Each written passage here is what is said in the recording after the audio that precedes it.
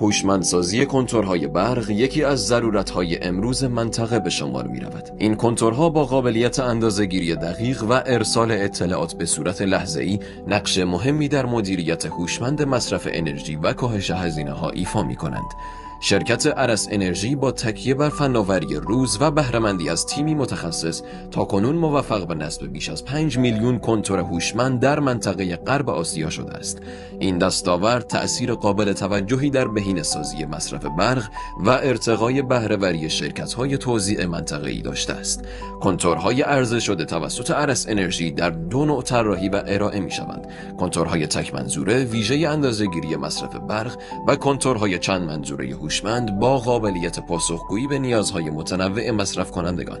این محصولات گامی مهم در مسیر تحقق مدیریت هوشمند انرژی و توسعه زیرساخت‌های نوین برق در منطقه به شمار می‌روند.